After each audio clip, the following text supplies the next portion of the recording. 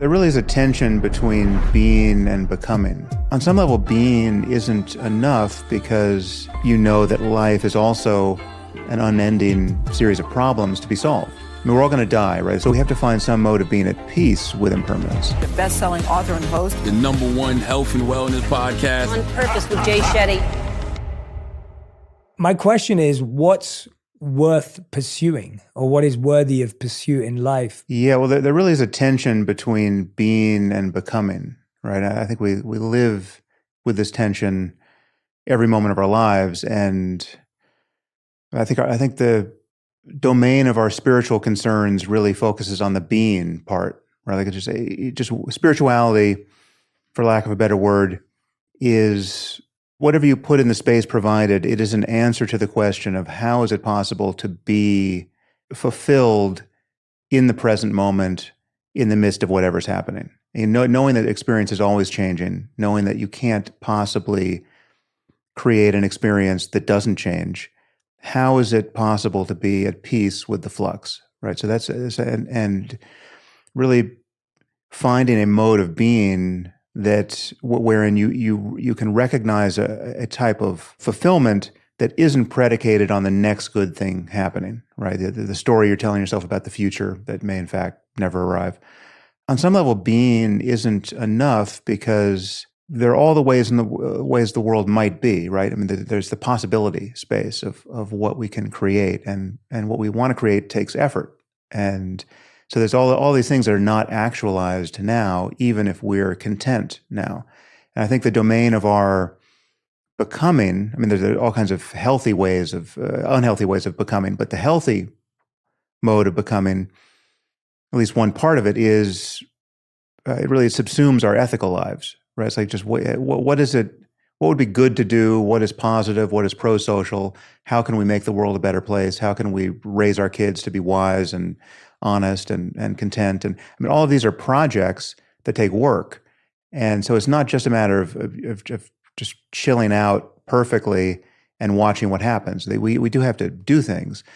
So the tension really is in being at peace in the meditative sense, in the contemplative sense, in the spiritual sense, even while you make great effort to accomplish things. And I think the peace part comes when you recognize that your happiness is not actually predicated on getting any of those things done. I mean, that you have to learn to love the process. You have to learn to recognize that goals themselves, as valid as they might be to achieve, the experience of achieving them is very brief, and it has this mirage-like quality where it recedes. I mean, you've been thinking about this thing for a year, and you finally get to that landmark, and what is it? Well, it's just another moment of being alive, and now you've got your thoughts about the past and the future still, and the question is, can you actually make full contact with the present moment? And so in the quote you read, my main point was, most people, if you don't know how to meditate, you're basically trying to arrange the world to give you a good enough reason to recognize that the present moment is enough, right? And once you actually know how to meditate, you can sink into the present moment regardless of what else you're struggling to accomplish. And so you can sort of take the goal as the path, right? I mean, kind of emotionally and cognitively, you've already arrived in terms of your own concerns about your own well-being, and yet you know that life is also an unending series of problems to be solved, right? But we're all going to die, right? It's not there's no solution to the massive problem of impermanence, right? So we have to find some mode of being at peace with impermanence, and that's where the contemplative life comes in. So we're talking about pursuing peace. We're talking about pursuing this ability to navigate between, as you were saying, being at peace with where you are now, but at the same time growing and progressing and loving the process as well. How do you define, just for everyone who's listening, because I know you do this a lot in the book and in your work as well, how do you define spirituality and how do you define religion so that people can just make sense of those terms as we use them throughout this conversation? Yeah. Well, I tend, as you probably know, I tend to be a critic of organized religion because it just forget about the tribalism that religion so often engenders and the conflict born of that tribalism. I just think we need a 21st century conversation about human wisdom and human happiness, and spirituality is a word I use, although I use it somewhat in scare quotes because people have associations with it that I think are just not helpful. So my argument is really you can have a 21st century conversation about reality and how to live within it, or you can have a 7th century conversation or a 5th century BC conversation. I mean, you can locate yourself at any point in human history, or you can, at this moment, decide to avail yourself of all of the best ideas and just recognize that we have really a common inheritance of wisdom and insight, and we can use whatever works, right? And ultimately, we have to be the best judges of what works, given the needs of the moment, given technological changes that could never have been foreseen by our ancestors, right? So whether we do this with the U.S. Constitution, or we do it with the Bible, or we do it with the Pali Canon, the Buddhist scripture, I mean, it's just you can. There's no question that our ancestors have created documents and ways of thinking and methodologies, science being one, the contemplative practice being another, that are incredibly valuable to us. But we have to recognize that, in this moment in time, all we have is human conversation and human intuition and human insight by which to navigate. And so I just, for the religion piece, to be dogmatically attached to a specific religion as though it were the one true way of seeing everything, that just doesn't make any sense to me at this moment. I mean, it's analogous to wanting to say that physics is a Christian phenomenon because the Christians, for the most part, were the first people to actually make real breakthroughs in physics. Well, it's just, there's no reason to speak of Christian physics or Muslim algebra, and ultimately, I think there'll be no reason to speak of Christian or Buddhist or Hindu spirituality. I think we have a common human project, and whatever is true of the human mind and its possibilities, there has to be a way of talking about that truly transcends culture and certainly isn't sectarian in any usual sense, right? In the same way that science, when it's working, transcends culture and isn't sectarian. I mean, there's no Japanese science versus American science versus, there's just science. Spirituality, for better or worse, is a word that I think we still need to use because I'll talk about the contemplative life or wisdom traditions and specific practices like meditation, but it names an approach to well-being that isn't predicated on all of the usual seeking to become happy, right? So it's not about getting wealthier. It's not about getting healthier and fitter. And those are all worthwhile projects, and they're not in conflict with spirituality. But the spiritual piece in spirituality is how is it possible to pay attention in this moment so as to not suffer unnecessarily, right? And what are the actual mechanics of our psychological suffering such that we do suffer unnecessarily so much of the time? And when you look closely at all that, it really is a matter of being lost in thought almost all of the time. And there's kind of this waking dreamscape of thought where we're talking to ourselves moment to moment. We're not aware of it. And so much of that conversation is an unhappy one. And meditation is really a way of breaking that spell and waking up from the dream of discursivity and identification with thought, such that you can recognize that consciousness, that by which everything is seen and known and experienced and felt, right? Just the qualitative character of your own being in this moment. Consciousness has certain qualities that are intrinsically peaceful and gratifying and free of problems, right? And it's really at the layer of thought that we fail to recognize all that and feel that our every waking moment is some form of emergency that has to be responded to or reacted to. Yeah, and I think the way you define spirituality and the way you talk about it, I feel like it's definitely more and more appealing today. I think it's definitely something that, as you said, we need a 21st century version of what we're pursuing and how we think about reality. And I think those conversations are happening more often and more strongly and in more important circles. I have this question because I've often thought about this. You've well documented the pitfalls of organized religion and the challenges that come with that. What do you think are the pitfalls or challenges of spirituality in the fact that we move away from something, as you said earlier, was like, this very defined, structured way of living that we've now come to look at it and gone, okay, that doesn't make sense all the time.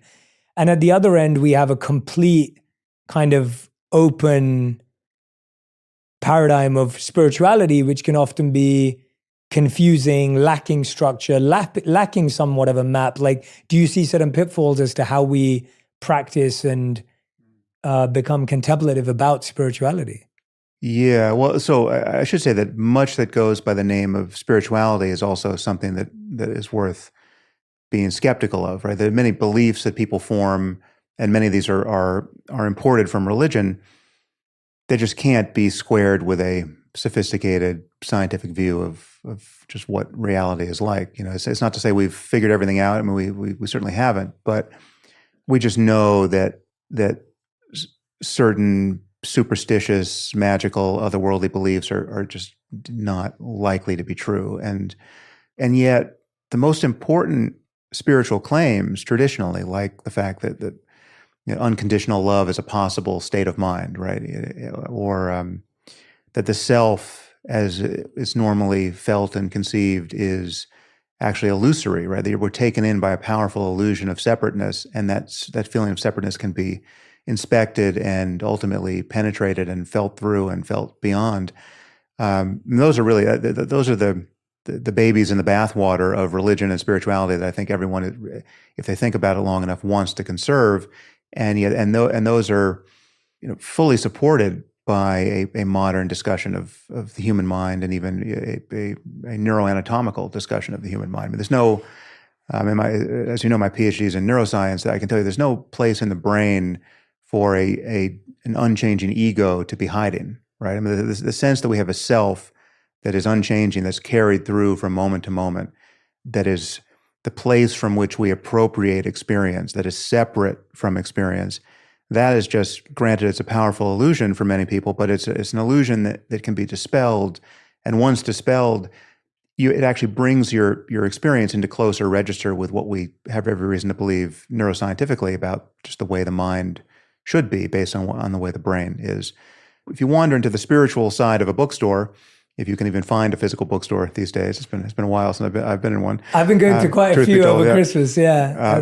But they're few and far between at the moment. Yes, definitely. But so in that section of the bookstore, there's a lot on the shelves that is bogus or semi-bogus, or filled with wishful thinking and not so interesting intellectually or ethically, frankly. But there's a lot that is truly valid, and I think we just have to become wiser curators of the totality of human conversation and the world's literature to find what is worthy of our credence at this point. And this is what we do. We do this naturally, and I think we just need to be honest that we are the ones. Like when you go to an ancient text, when you go to you take your favorite spiritual or religious book, in almost all of them, there are passages that are obviously anachronistic and just not suited to a 21st century view of just how we should live, right? So there's a lot about how to sacrifice goats, in the Old Testament, and it's just, if it was ever useful, it's not especially useful now. People effortlessly ignore those passages, and that's fine. So you're performing editing on the fly, and then you find a passage in Ecclesiastes or Jesus giving the Sermon on the Mount, and the Golden Rule, and you say, okay, this is really encapsulates a lot of wisdom, and it's very hard to improve on the Golden Rule. The Golden Rule is a fantastic heuristic for just living ethically with people. So great. There's nothing we need to believe on insufficient evidence to use the Golden Rule as a great kind of navigation tool ethically. And when you think about ethics and morality, it really is a question of what to do next. And we're always faced with this navigation problem, essentially, because there's this total space of possible experience, individually and collectively, And we're trying to figure out how to navigate in this space, given the possible experiences on offer. And the truth is, there are horizons here which we can't see beyond. I mean, we don't know how good life could get for us individually and collectively. I mean, there's so many things that are in play now. I mean, we are living at a time where it's possible for us to change our own genomes ultimately, right? I mean, there's not many people doing that at the moment, but that is just a few short years away, where we're going to be confronted with the question of, I mean, do you actually want to modify the genes that are expressed in your body and brain, and even in the germline? So we're talking about the inheritance of your future children. So we can do in a few short moments what evolution has been doing for hundreds of thousands of years in our case, and millions and millions of years before that. So these are choices that we have always had to make, but now we're making them in the presence of increasingly powerful technology. I mean, our engagement with the internet and information. I mean, we're finding it hard to even have a conversation about the most basic facts now at scale, because there's so much misinformation, and much of our conversation is being piped through these social media platforms, which are essentially outrage machines, right? They're preferentially amplifying the most agitating and divisive content, because that's what spreads faster, and they're amplifying misinformation more than the debunking of misinformation, right? So there's a kind of an asymmetric war of information here, and so we've got these. Functionally, we have the genes we had, with a few tweaks. We have the genes we have maybe 75,000 years ago, right? So we are these ancient primates now armed with nuclear weapons and an internet and increasing and AI technology now, and we're continually faced with the conundrum of what to do with all of this, and how do we solve these massive coordination problems where we get now 8 billion strangers essentially to cooperate peacefully. The landscape of possibility here is always shifting, and so again, we have human conversation as a means by which to navigate this. And so, yeah, I mean, to come back, this is a very long way of getting back to your original question, which is, once you recognize that our legacy thought structures are not well suited to this, right? So to be a fundamentalist Christian or a fundamentalist Buddhist or a fundamentalist Hindu in the face of these new opportunities and new challenges is not the best operating system for your mind. And you're forced to be far more eclectic and non-sectarian and non-dogmatic and just open to the best evidence and the best arguments, really perpetually open to new evidence and better arguments. Where are the guardrails, right? It's no longer simple, right? I can no longer just consult a single book or a single list of do's and don'ts to guide me. Ultimately, it's a far more flexible and intelligent way to proceed, because just ask yourself, do you want your next decision or your decision 10 years from now to be, do you want to be available to the best evidence and the best arguments at that moment when making that decision, or not? Do you want some belief system that guarantees your unavailability, right? Do you want some kind of cognitive and emotional closure that walls you off from better arguments and better information? I think almost no one would sign up for that kind of, that's ignorance by another name, right? So I think we want to be persuadable. We want to be open to better arguments and new evidence. We also want to be skeptical and conservative in how we revise our map of the world, because we know that most new published studies have stand a very good chance of not being true, or not being replicatable, even in science. We have a legacy, we have an inheritance of institutions that have proved themselves over generations, and so we shouldn't be eager to tear everything down to the studs and build again, right? But I think there's a reason to be conservative with respect to institutions and norms, and things that have worked for centuries, there tend to be a reason why they've worked for centuries. And so there's a sort of a tinkering and an iterative process here that I think makes sense. But ultimately, yeah, we want a modern wisdom tradition to be the common property of a non-sectarian, non-parochial, non-provincial humanity at this point.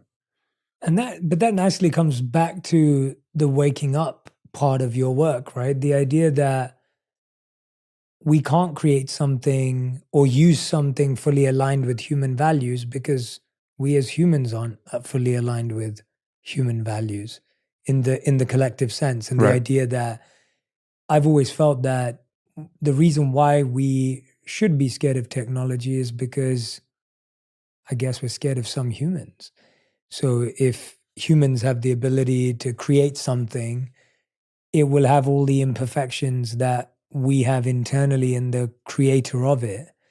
And so it will inherit all the same manipulative tendencies, exploitative tendencies. It's hard to free something of that if you inherently build something with that. Yeah. And you Yeah. see that with any sort of media, social media technology today, that even if it was built with the best intentions of trying to create good in the world, either it amplifies negative or inherently has some questionable morals and ethics to it as well. Yeah. And Yeah. so it comes back to the waking up part of your work, which is this self-reflective, contemplative idea of, who am I becoming? Who do I want to be? Who am I? I mean, at the very deepest level, as you said.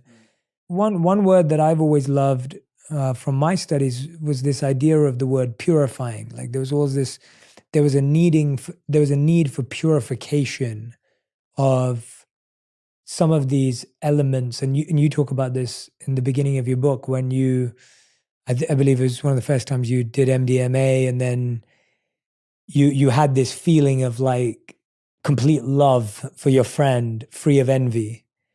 And when I was reading that, I was thinking about how much this word purification is often not talked about, but it's probably my favorite word that I've learned through my study of the wisdom traditions. Because to me, I was thinking, yeah, what's really required, as you said, is that love's already there. It's already there. It's not like you're finding or discovering something, but there's almost like a detoxing, a cleansing, a letting go of these other things that cloud our Yeah. ability to be that.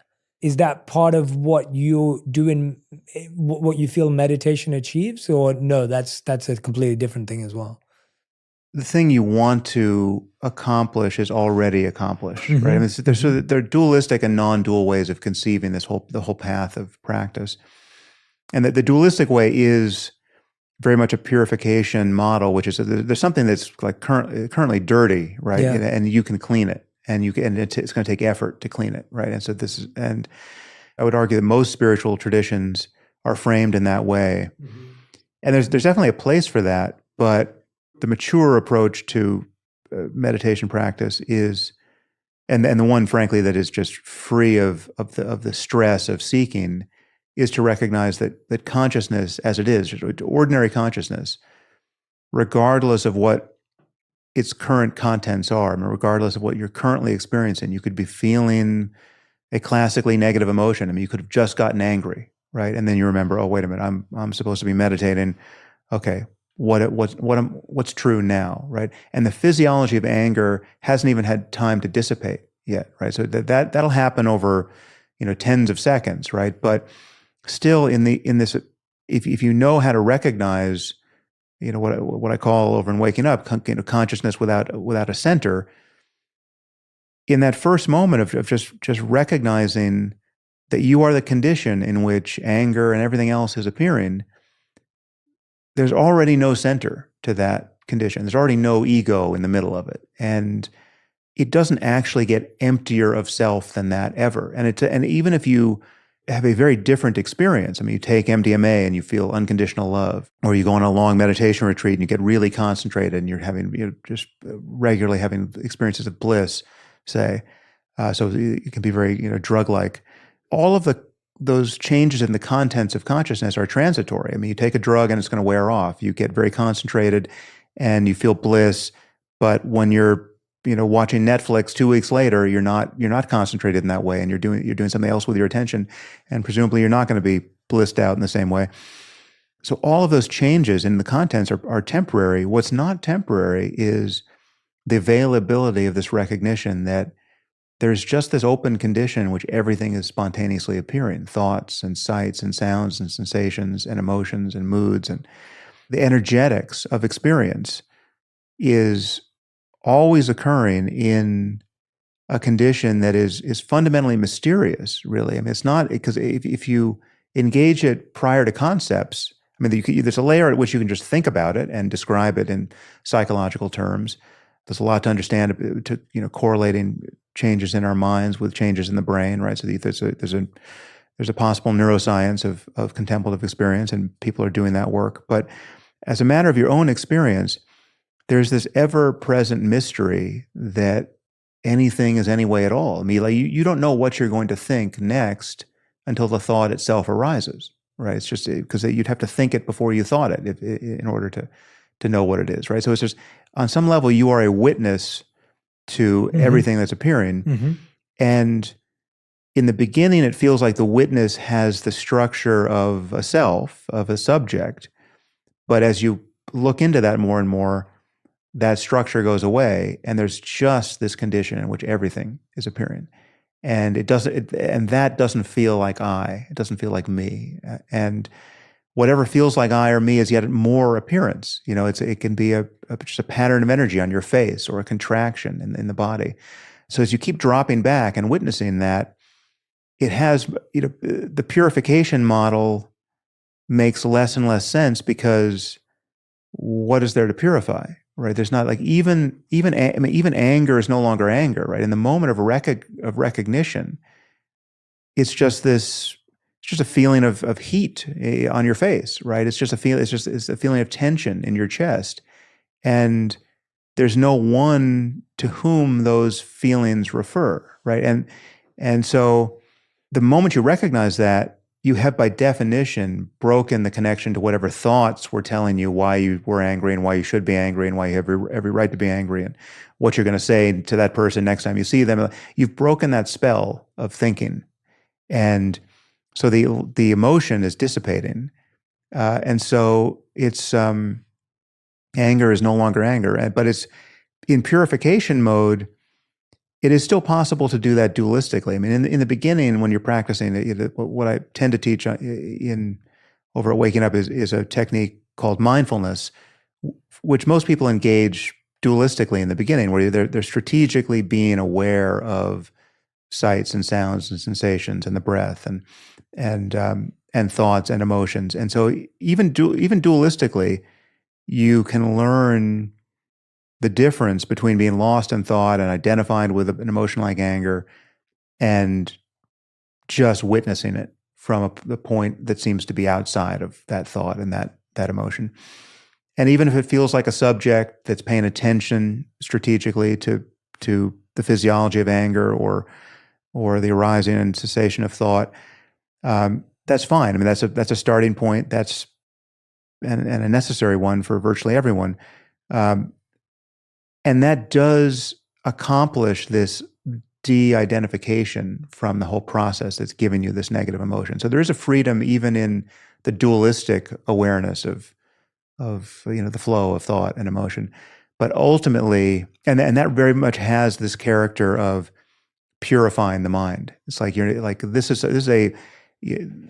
anger is a classically negative thing to be stuck in and identified with and acting out of, and it's divisive. You're going to say the thing you regret and that for which you have to apologize for, and it's just and the normal person who doesn't know how to be mindful and doesn't know the difference between being lost in thought and not is really the mere hostage of that process. They're going to stay as angry as they're going to stay for as long as they're going to stay that way, and they're going to do all of the things that are life deranging and reputation harming they might do on the basis of that emotion for as long as they're going to do those things, and then they're going to have all the reaction to what they did and said, and that's the complication of life born of that one moment where you got angry. even dualistic mindfulness gives you a degree of freedom that most people don't have. And it is a kind of superpower to be able to say, oh, well, I just got angry. How long do I want to stay angry for? For me, an emotion like anger or fear is useful insofar as it is a salience cue. It's telling you that something just happened that's worth paying attention to, right? There's somebody just walked into the room who, doesn't have your well-being at heart, at heart, right? I mean, they've got some intention that is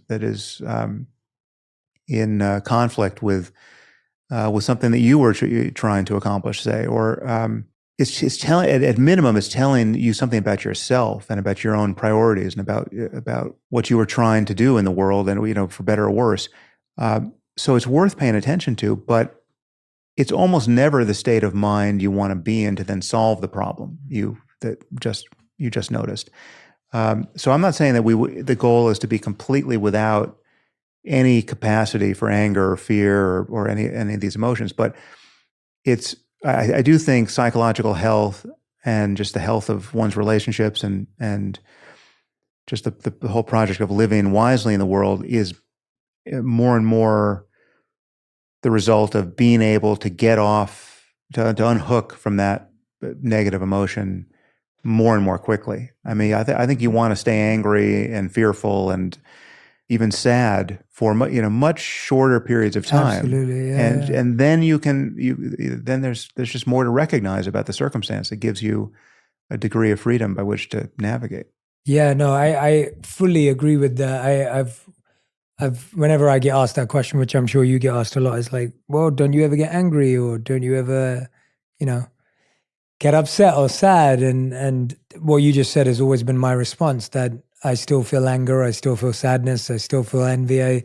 I still and always believe I always will feel all of these things, just for less and less time. Yeah. And I don't think I'll ever get to zero, just as you could never run a mile in 0 seconds. I won't ever get to a point where I'm able to deal with it in 0 seconds. It's just not going to be possible. Right. Because it needs to live. I think there are more impersonal and ethically necessary modes for these emotions that I don't think we want to get rid of. I mean, I think outrage, moral outrage, has its place, and it is the basis from which we would react to grave injustice in the world. But it's not. It doesn't have to be. It's not a personal anger, right? But you see something, some unnecessary harm being created deliberately by deeply unwise people in the world, and you just think, all right, this is an emergency. This is worth responding to, right? And that can feel, the energy of anger can be behind that, and so I would tend to call that outrage rather than anger. But I think moral outrage is useful, but it's just the question is, when does it tip over into personal psychological suffering that actually diminishes your capacity to do something useful? And that's the line that I think we want to be more aware of.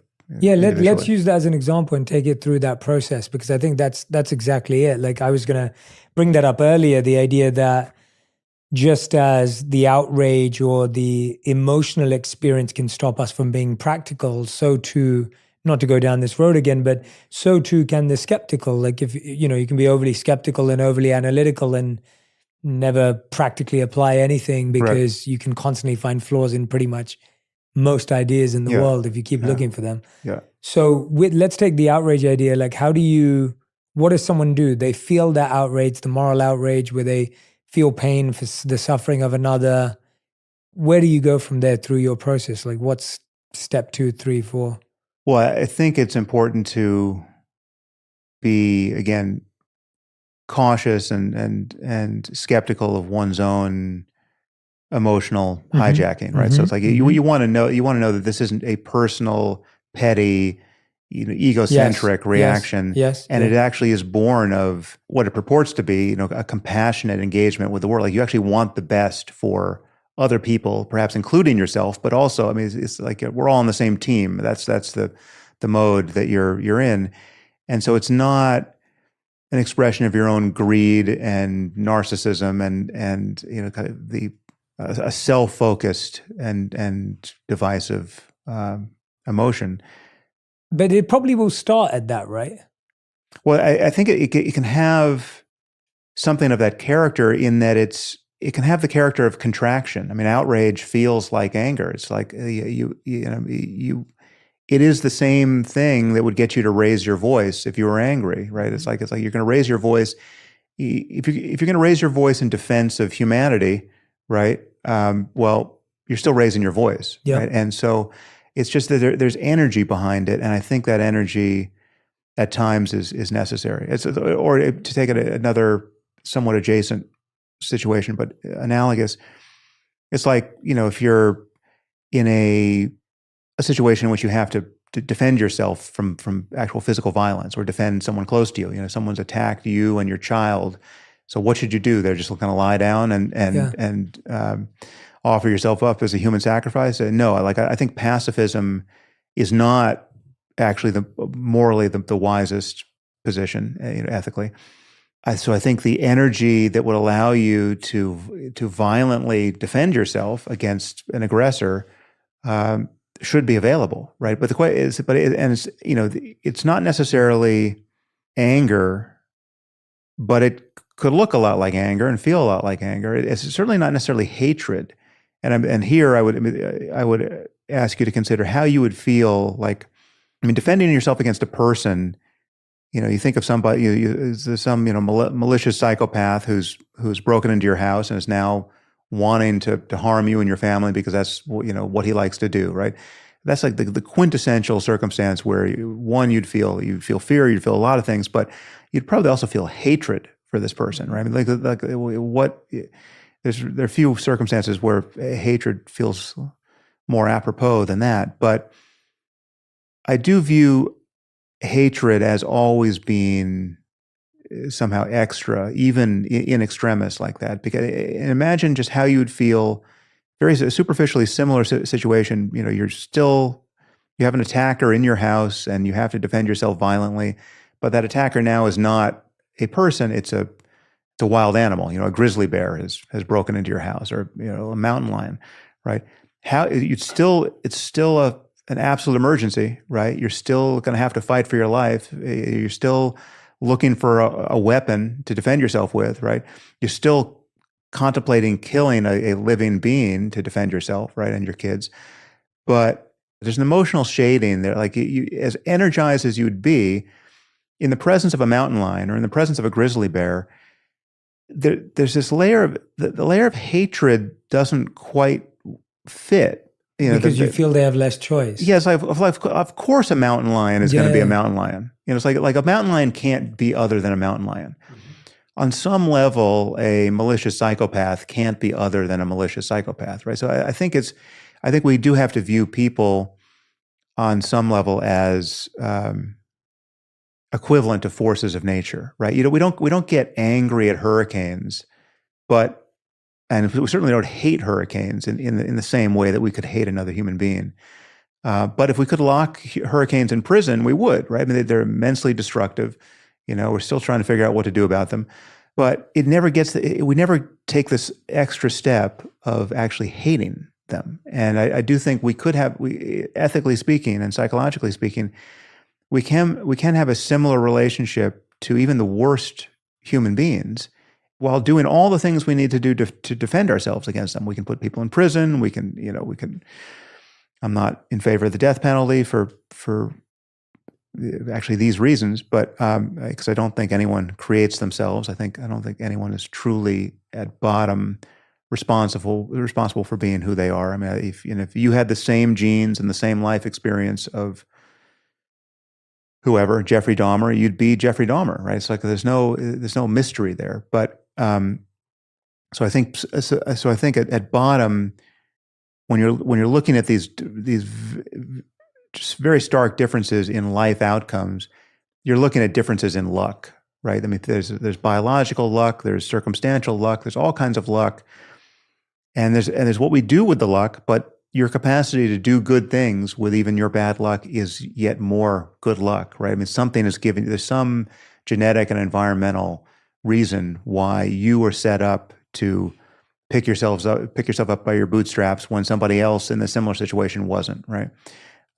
And so on some level, we have an ethical imperative to acknowledge the massive role that luck plays in our lives. And I think we should want to cancel the most egregious differences in good and bad luck between people. Like, so when we look at a whole society that is suffering from immense bad luck because it didn't have the natural resources that some other society did, or it had those resources, but even those resources created perverse incentives, and so it's got a terrible political outcome based on all the level of corruption that's layered on top of the resources. I mean, there's just terrible disparities in luck there, right? And so I think we, as a global civilization, more and more, as we grow wealthier and wealthier, and can take advantage of good luck over here, we should want to engineer a tide that raises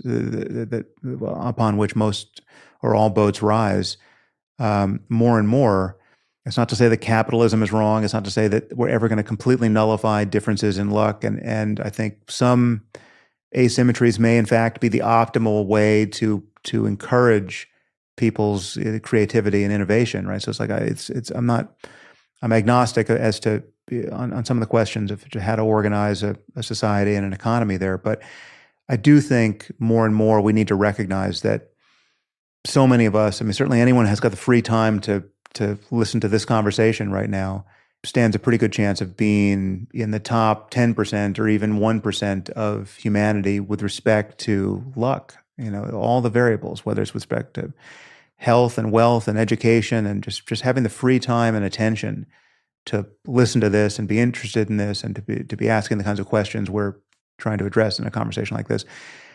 We're immensely lucky, and with that comes a certain responsibility, but also opportunity to spread the luck around. Yeah, to create luck for others. Yeah, absolutely. Yeah, I loved where we were going with that, and loved where we went. But going back to the outrage piece, the understanding of, almost differentiating our hate from outrage, almost extracting some piece of the ego from it being petty and individualistic, but that it's for a greater cause.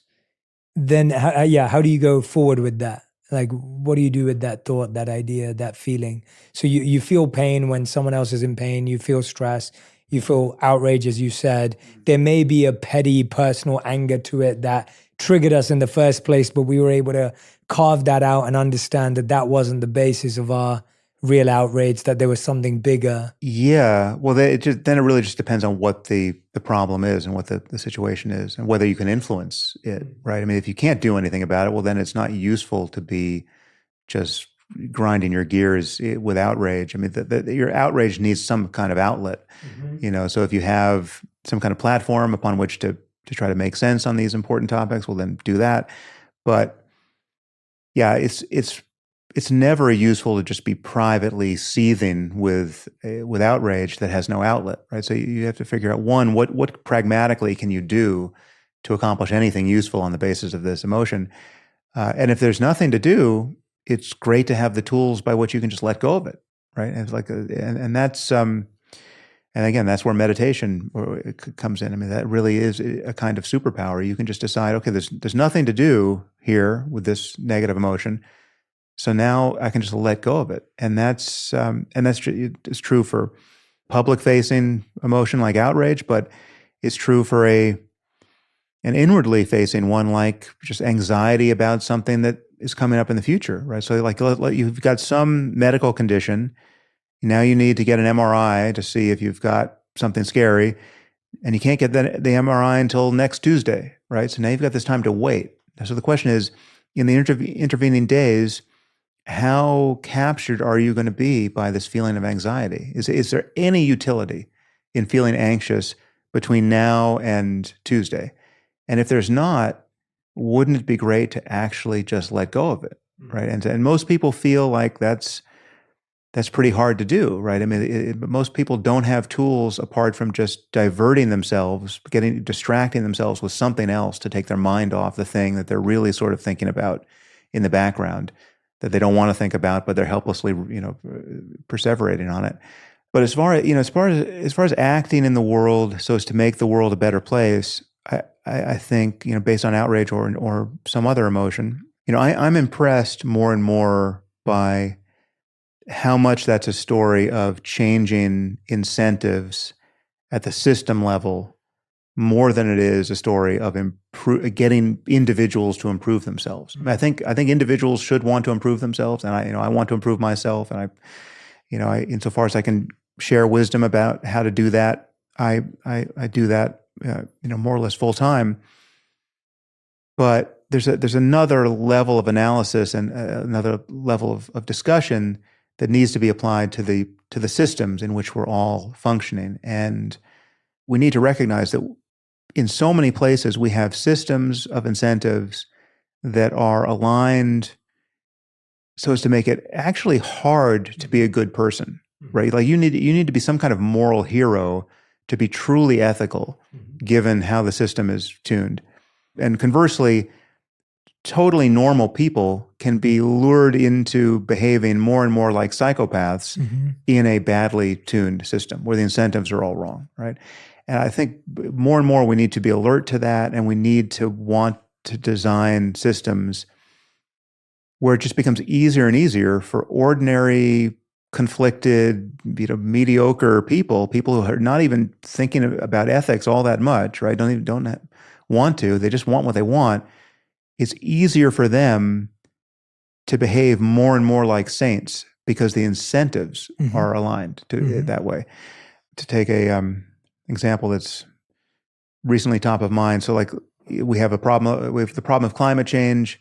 Well-intentioned people want to do something about it. We don't want to create the most profligate harms for ourselves unnecessarily, right? So it'd be great to have a system of incentives and economic opportunities and technologies that just made it easier and easier to be wise with respect to our carbon footprint. And there are a lot of great ideas in this space, and one of them is let's buy electric cars, right? Let's transition from a fossil fuel economy of transportation to an electric one. Well, that sounds wonderful, and I've had an electric car, and I just had to get a new car, and I was poised to buy another electric car, but then I hear on Joe Rogan's podcast from this guy who's just published a book. It's coming out.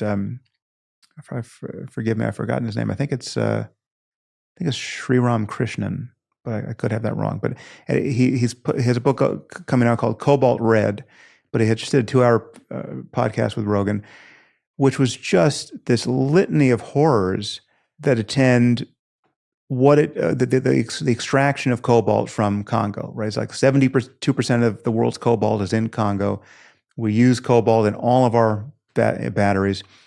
Basically, our supply chain for cobalt is on top of just slave labor and child labor and just kids getting buried alive. I mean, it was just as bad as you could imagine. And so here we have a system where we all want to buy the next electric car because this is the good thing this was the virtuous thing to do. But now we find out that the batteries are soaked in blood. There's no good option, right? And now we have to pretend that we didn't hear that podcast, or the people, designing the batteries are pretending they don't know where the cobalt comes from. And there's we need to figure out. I mean, this itself, it should be a simple problem to solve. I mean, it's probably a few percentage points of profit margin that would make the extraction of cobalt an ethically defensible practice, right? And there's probably some cobalt-free technology that we could design in the future. But it's just to get these things right really matters. And if you don't get them right, you've got people who are deeply conflicted about what they're doing, or just not completely unaware of what they're doing, and creating these massive negative externalities that they might not even know about. I was 24 hours from buying another EV, right? So it's not that my loan purchase or not of a single car is going to matter that much in the scheme of things. But it's like I would have, had I not heard this particular episode of Joe's podcast, I would have bought that EV thinking I was doing an unimpeachably virtuous thing, right? And now I have a much more conflicted decision to make around, what's the right car to drive in light of my climate change concerns. This is just to say that the individual can't solve the cobalt supply chain problem, right? So like we need these solutions to come at the system level and at the institution level, and that's where being a good person is sort of beyond the scope of anyone's individual choices. Like we need to collectively solve a massive coordination problem together, where in the act of gratifying our desires, we are creating less and less harm and doing more and more good, more or less effortlessly. And that really is. You can have people who are just not thinking about purifying anything, behaving in really impeccable ways, given good incentives. And that's so more and more I'm thinking about that. Yeah, I love that you're thinking about that. And I think it's an idea to put forward, though, is that it's also that the people that are setting up the institutions and the systems are also individuals. So it's like a vicious cycle. It's like the leaders at the top, the people who have made all these decisions to go out and, take all this cobalt and make sure that it was picked by child slaves or child labor or whatever it may be. I haven't listened to the podcast, so I don't have the context. But someone made that decision, and some system never thought to correct that because that was led by some people. So I think, I agree with you, but I think it's both. It's like, I think even where systems have been made tight, you still see people trying to find a loophole. I mean, that's how the human mind is set up. And so you've got the loophole mindset of like, okay, well, let me find a way to explain.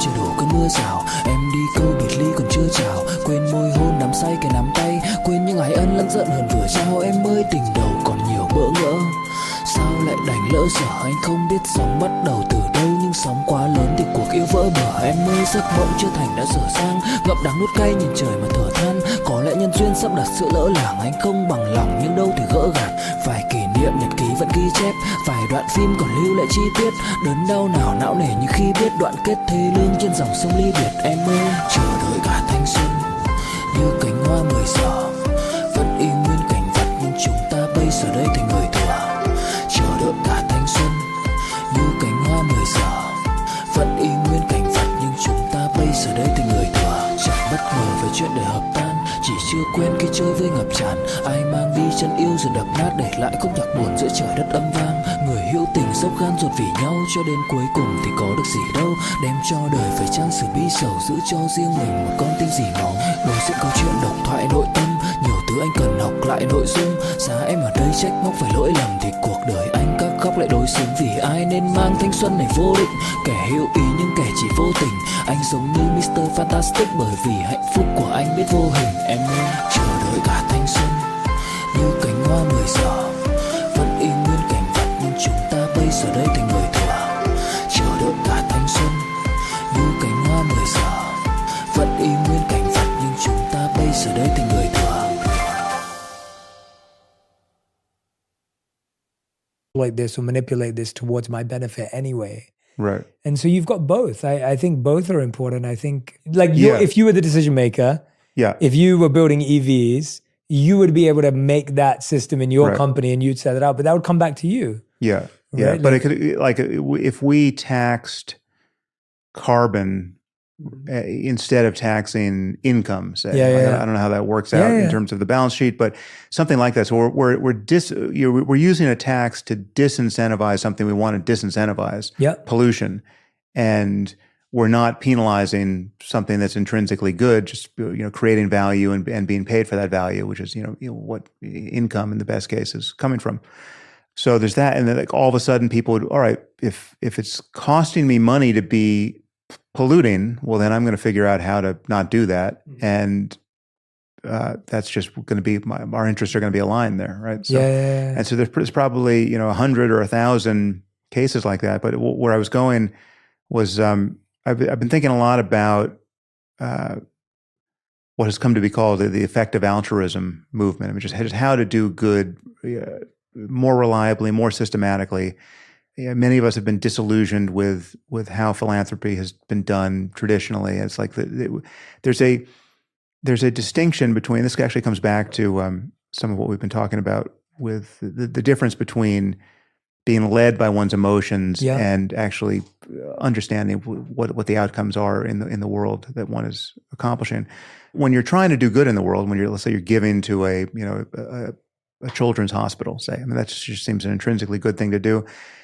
But we know that so much of our impulse to do good, our impulse toward altruism, our impulse toward effective compassion is driven by the single compelling story, the single identifiable protagonist, the one little girl who's, got cancer and we can help her, right?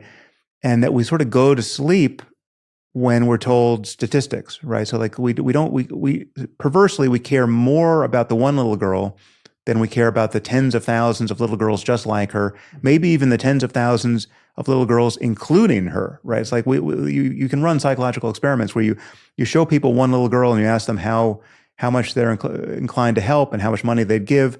They give the maximum amount, under those conditions. If you show them the same little girl and you layer on a story of just how many other girls there are like her, people's compassionate impulse reliably diminishes, right? So this is clearly a moral bug of our operating system. So we know that the good feels we get from giving are separable from the actual effects of our giving in the world. So anyway, I've thought more about this, and I've brought on various moral philosophers to speak about this but both on the app and on my podcast. And one change I made in response to one of these conversations was I just decided that Waking Up as a company would give a minimum of 10% of its profits to the most effective charities each year. And I personally would give a minimum of 10% of my pre-tax income to charity each year. Now, I was already giving money away to charity, and that felt good. But once I decided, all right, here's the formula, I have to give this minimum amount. This minimum amount is already allocated to these ends. And what's more, these ends have to be not just charities and causes that I feel really personally engaged by, or just things that I want to support, like, I want to give money to a college or a symphony, or it's like something that I see somebody's GoFundMe page and it tugs at my heartstrings. I want to give money to that.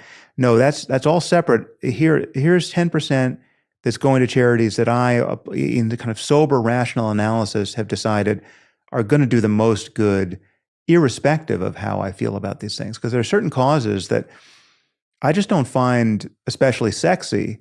That just not, like I just can't. I have to continually rethink my interest in them. Mm-hmm. But they are objectively, if you want to save a life, per unit, per dollar put into the system, this is the best use of your dollars, right? So one has been, malaria mitigation in sub-Saharan Africa, just malarial bed nets, right? Like I just can't get too excited about handing out bed nets, right? But that's something that's worth supporting. So I just decided that, okay, GiveWell.org has run this analysis. They're a great source of information about effective charities. Here are their top 10 charities. Whether I find these sexy or not, I know I can outsource the cognitive labor to these people because I've spoken to them enough. I've analyzed what they've done. They're doing enough. This is their full-time job. All right, until I hear otherwise, I'm going to take their advice. It doesn't matter how I feel about these charities, right? I'm going to get my good feels elsewhere. But what's happened is, once I decided that I'm going to give this amount of money to charity each year, and it's happening by default, whether I'm thinking about it or not, whether I'm gratified by it or not, a very interesting thing flipped. One is, when I confront all these other opportunities to give money away that are tugging on my heartstrings, they almost show up as a kind of guilty pleasure. Like I literally have had the feeling of giving money to a children's hospital or giving money to somebody's GoFundMe page, and it's almost leveraging the same greedy circuits in the brain as you'd get if you're like opening a catalog and you want everything on both pages. It's a very visceral experience of selfishness and selflessness totally merging, and it's like wise selfishness is the same thing as selflessness, but it has the energy of like I want to do this, and because I sort of know I've rationally allocated to this a certain amount to doing this good, kind of automatically, sort of even out of sight and out of mind. I'm not spending a lot of time thinking about where that money is going. It sort of changed my relationship to all these other occasions where I'm having to decide on the basis of my intuitions moment to moment whether I want to give and how much to give, and it's really just kind of flipped everything upside down in a way that's interesting. And again, it's all based on having made a sort of system level default change that is a sort of hidden structure in which I'm now moving. Right?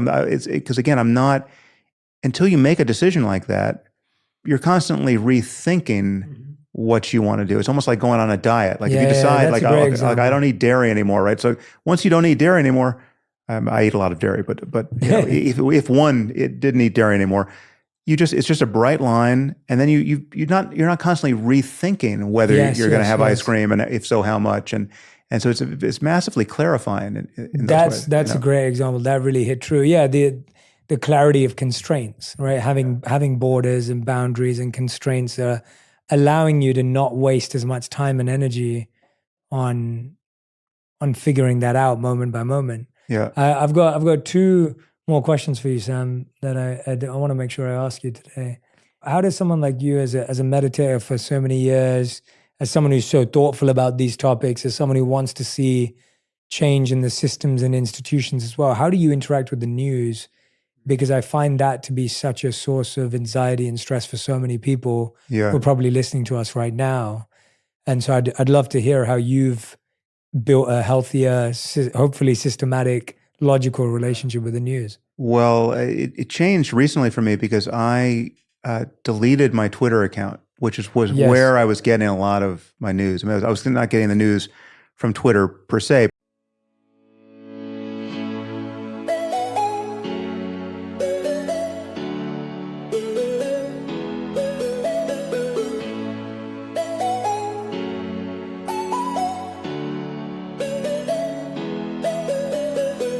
Cho anh cái bản đồ, đưa cho anh cuốn từ điển, đưa anh đi từ cấp cứu. Kiện em, đưa cho anh cái bản đồ, đưa cho anh cuốn từ điển, đưa anh đi từ cấp cứu.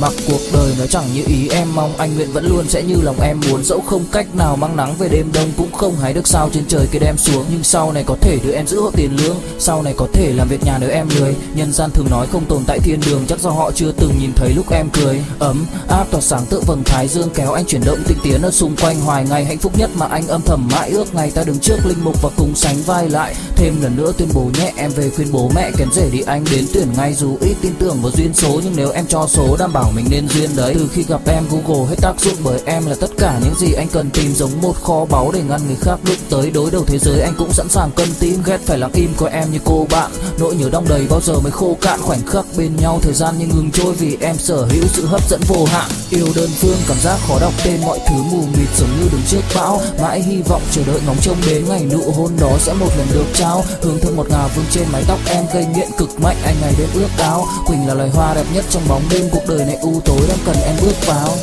Đưa cho anh cái bản đồ vì anh sắp lạc bên trong đôi mắt kia. Hãy đưa cho anh cuốn từ điển vì cảm xúc này anh không thể cắt nghĩa. Chuẩn bị đưa anh đi từ cấp cứu vì anh sắp gục ngã dưới chân một nữ thần. Kiện em bóc lột khiến trái tim anh sao xuyến quanh năm chẳng được nghỉ kể cả ngày chủ nhật. Sắp phát in mà đâu dám lộ ra, bên bưu điện cũng không ship hộ quà. Họ chẳng thể nào chuyển hết toàn bộ nhung nhớ của anh định trao em, bởi tại vì to quá. Xuất hiện bất ngờ như cơn gió vườn qua, trái tim thẫn thờ tự dưng nó chợt lạ. Đối với cuộc yêu chỉ đủ chỗ cho hai người nên giá chị em giờ luôn là nhỏ hơn ba. Nhưng tất cả đều do anh nhút nhát mà dù chinh phục em đúng mục tiêu đích thực. Những câu tỏ tình lại như quốc ca Tây Ban Nha mãi không thể có được một lời chính thức. Anh khen tức với những chiếc gối ôm được trong vòng tay cùng người mà mình thích. Anh khao khát chạm vào bờ môi hôn tới nỗi thú nuôi anh cũng xem là kình địch. Mẹ anh khuyến khích nên đi theo giấc mơ đời mình. Vậy anh đi theo em suốt trọn kiếp này nhé. Quyến rũ đến mức bao tấc thơ lời bình cũng khó để lột tả cái vẻ đẹp gây mê. Em làm anh cứ loạn lên lưu luyến lại càng thêm khi chót phần vương tình. Làm thao thức bâng khuâng giữa màn đêm tâm trí hoài ngàn năm mãi say đắm hương quỳnh. Yêu đơn phương cảm giác khó đọc tên mọi thứ mù mịt giống như đứng trước bão. Mãi hy vọng chờ đợi ngóng trông đến ngày nụ hôn đó sẽ một lần được trao. Hương thơm ngọt ngào vương trên mái tóc em gây nghiện cực mạnh anh ngày đến ước ao. Quỳnh là loài hoa đẹp nhất trong bóng đêm cuộc đời này u tối đang cần em bước vào.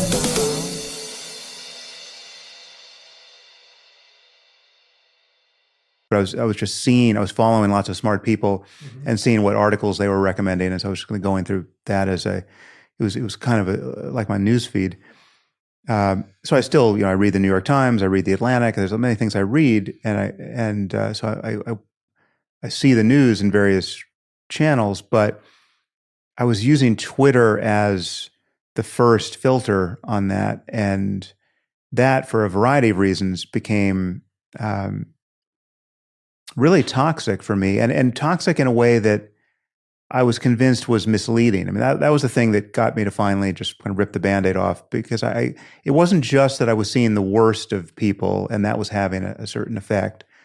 I was convinced that I was seeing people at their worst who are actually not as bad as they were seeming to me on Twitter. Like what Twitter was calling out of them was just a misleading picture of who they actually are. Because in some cases, I knew the people in real life, and then I'm seeing them behave in abominable ways on Twitter, and I just think, all right, this is just a funhouse mirror that isn't psychologically healthy to keep staring into day after day after day. And also just so many of the things that it was amplifying stories that I was, as a podcaster, I was tempted to react to. And I felt like I was getting a misleading signal as to just how salient or representative those stories are of the way the world is, right? So like it was just the phenomenon of being too online ultimately, right? Yeah. So insofar as Twitter was news or a simulacrum of news, that has really changed for me. I just am not seeing it, and now I just. I mean, I have a few sources of news that I go to as more or less reflexively, but again, it's more and more I'm asking the question, what do I want my moment to moment life to be like, and who do I want to be at the end of the day when I'm hanging out with my wife and kids, right? And what are the consequences of having spent my attentional budget over the previous hours, in one way versus another. And I mean, Twitter for me, honestly, was a big change, because it was like getting out of an unhealthy relationship. I mean, I was just, for all my talk about meditation and being able to unhook from anger and other states, I mean, I could unhook and I could let go of negative emotion and et cetera. I mean, it's not that the tools don't work, but I was spending a lot of time looking into this very deranging space, and it's not deranging for everybody, but for me, because what's unique about my job or my approach to my job is that, I criticize the right and left politically, a lot, and with sort of equal ferocity, and so I'm not tribally aligned with anyone, and I get a lot of pain from both sides, and it's a lot of it's not honest pain. It's not like honest criticism of views I actually hold. It's like lots of lying about views that I don't hold, and it's just misrepresentations, and people take clips out of context, and I mean people cut together clips of my podcast where I'm seeming to say the opposite of what I in fact said in context, and they release those, and people with big platforms retweet them. So it was a pervasive experience for me of seeing myself lied about, and then wondering whether there's anything I should do about that, right? And so it was this very sticky invitation to getting sucked in, because like, okay, that's not what I said, that's not what I meant. Now I'm seeing the evidence of lots of people being misled by this misrepresentation, and it bothers me. And I'm pretty sure it should bother me because this is not the outcome I want, right? And this is not why I have a podcast, and it's not why I went on that other person's podcast. And so there's some burden on me to try to clarify the misunderstanding. And I was continually getting sucked into the illusion that clarification was possible, right? So I would try, because I really wanted to use Twitter as a channel of communication. It was the only social media platform I ever used. I never used Facebook, I have Facebook and Instagram accounts, but those are just marketing, channels for my team. I'm never on those. So I was on Twitter. It really was me. And I was, as much as I could step away from it because it seemed unhealthy for a time, I kept seeing the evidence of confusion and misrepresentation. I thought, I'm just going to try again to clarify things, right? And that was such an unrewarding experience that it was creating a residue of despair and contempt. I mean, I just felt polluted by. I just felt like I had met like all the psychopaths in the world on a daily basis. Like there can't be as many psychopaths in the world as I seemed to be meeting online. As much as I could step away from it and just and put it down, I kept picking it up again. And so I just thought, this is crazy. So I just ripped it off. And that's been an immense change. I mean, so sometimes you need to actually do the thing that is, you can't just keep putting yourself in this dysfunctional situation and then processing your reaction. Yeah. It's like, you have to ask yourself, why are you doing this? Why are you spending your time and attention this way in the first place? Yeah. And so for me, it was Twitter. I mean, I understand other people, depending on what they could just be if they're sharing cat videos on Twitter, they're just getting nothing but love, right? And they have no idea what I'm talking about. But trust me, it's possible to have a truly lousy experience on Twitter. Yeah. What, if anything, would bring you back? Because I love what you're saying there, that, if you're doing the same thing, it's giving you the same result. You've tried a new thing with it, it's giving you the same result.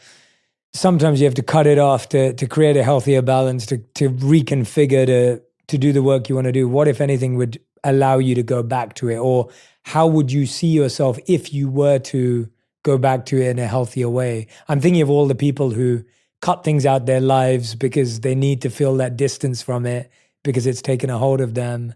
But then they know that in reality, they might have to go back at one point. Yeah, well, I'm not planning to go back. I don't really see that. I don't think, I mean, for marketing, I don't need it. You don't miss it. Yeah, it's not. Yeah. Well, I miss it. I miss the good parts of it. Yeah, that's what I mean. Yeah, because I was following a lot of smart, funny people, and that was entertaining. But the truth is, even the good parts were ultimately diverting in a way that, in retrospect, feels like a bit of just a waste of time. It's just like I'm getting. I didn't have to spend as much time even with the good parts of it. It was kind of like, just like too many carbs in that part of my information diet. That's what Twitter was. It was all carbs.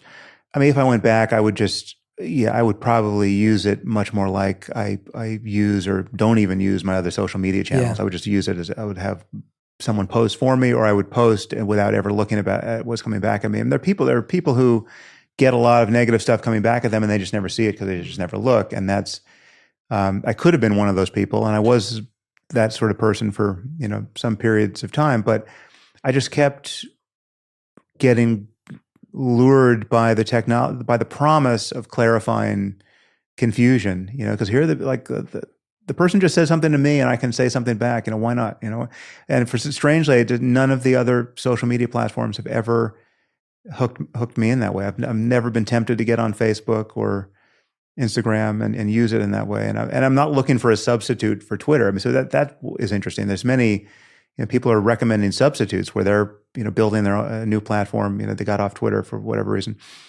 But it's not, I'm just not tempted to fill the Twitter shaped hole in my life with anything else. So it's good. I love that. All right. And then one last question before we dive into the final five, is we spoke about this right at the beginning, and you mentioned the, the problem, the impermanence problem. Like, how do you see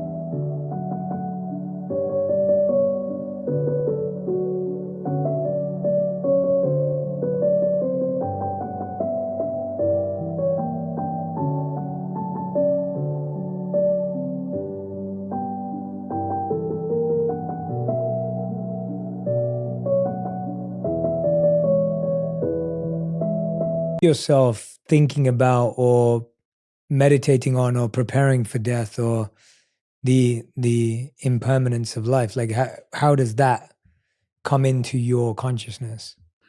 Well, there are really two sides to it. I mean, there's your own death, and then there's the deaths of everyone you care about, and those are really different problems in a way. And it's So when I think of the experience of having those close to me die, that's I mean, I know, I mean, it's already happened. I've gone through that in the cases of certain people, and you know, if I'm lucky enough to live a long time, well, then it's gonna happen. So I'm sure many times again. And I mean, it's a fundamentally mysterious thing. I mean, the fact that we drop out the bottom of this place is just it's truly imponderable, you know. And yet I know that it's possible to be happy in the absence of everyone. Right. I mean, there's some paradoxes here. It's like you and I are having this conversation now.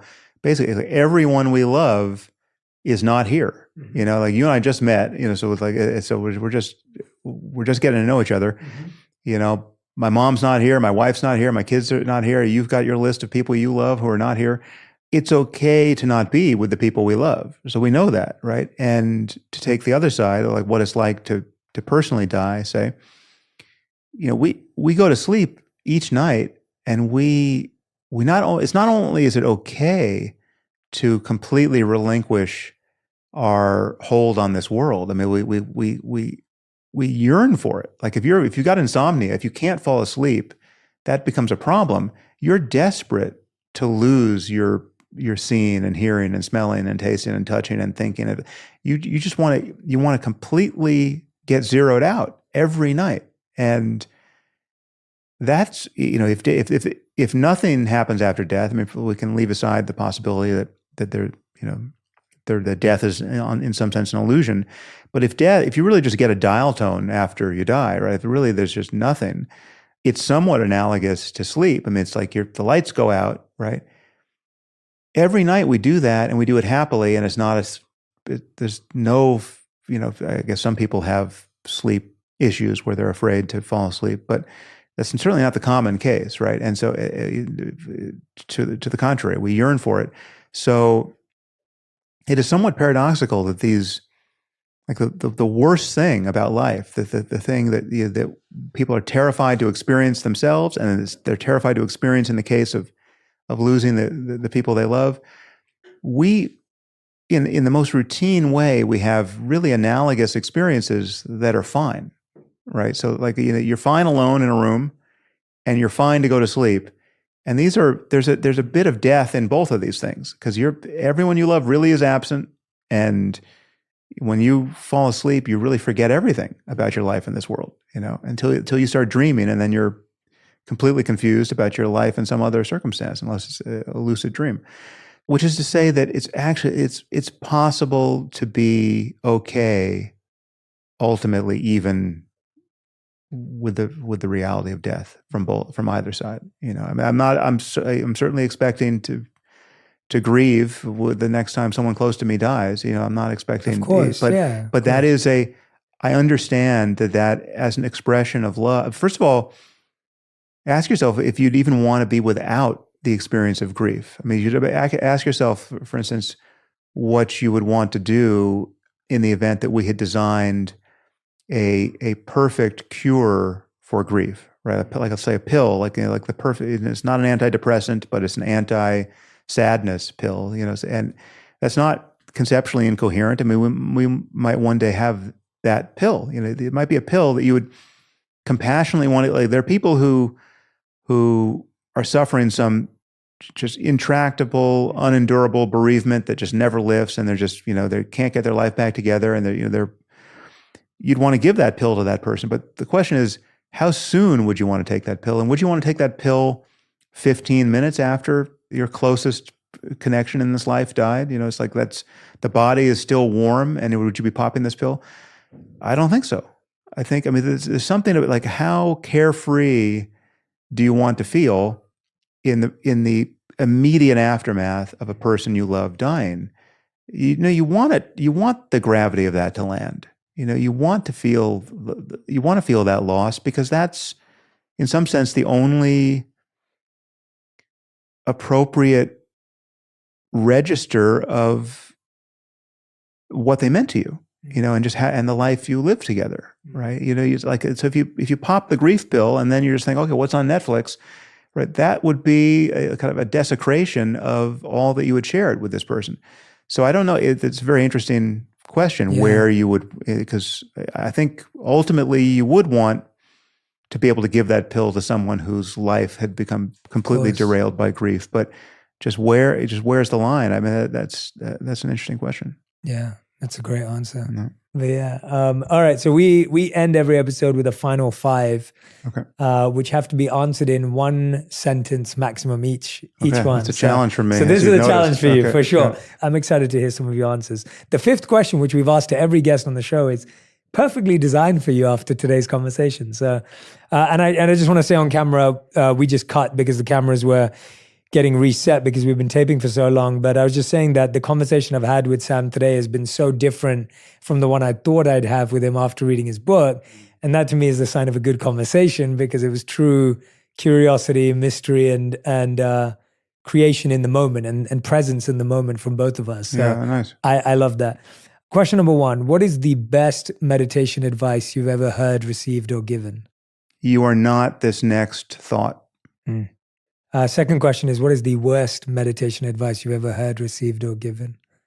Well, I practiced for a long time in a very goal-oriented tradition where it was just, I spent months and months on retreats with Burmese meditation masters who had a very dualistic, goal-oriented, seeking kind of model. It's not to say you couldn't benefit from that, but I will get you a sentence out of this. But the setup to the sentence, the primary analogy being used was you're kind of rubbing 2 sticks to get fire, and the moment you stop, they cool off, right? So so whatever the sentence is, it's just like meditation is like rubbing 2 sticks together to get fire. You have to continuously do it, and the moment you break, you're back to zero, right? You've made no progress. Yeah.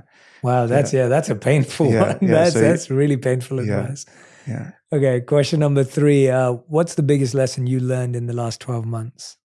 Honestly, it's humbling to admit it, but it really was getting off Twitter. Just the recognition that the whole kind of superset of preoccupation here was not worth it and not healthy.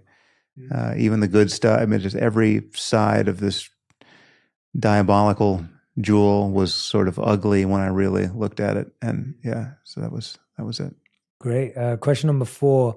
What's something you think people value highly, but you don't value anymore?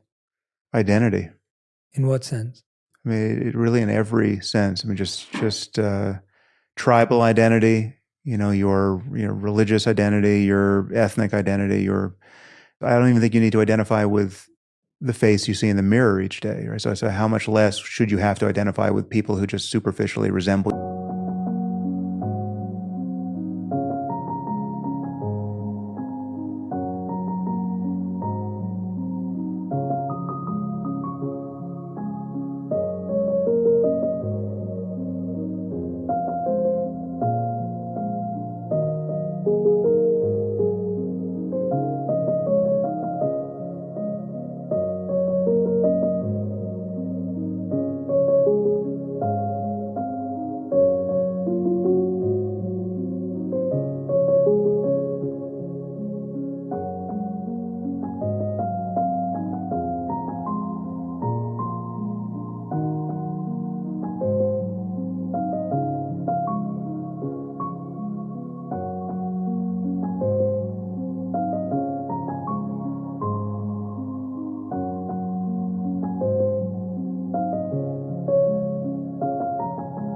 you in any way. So, but even just the identity of feeling like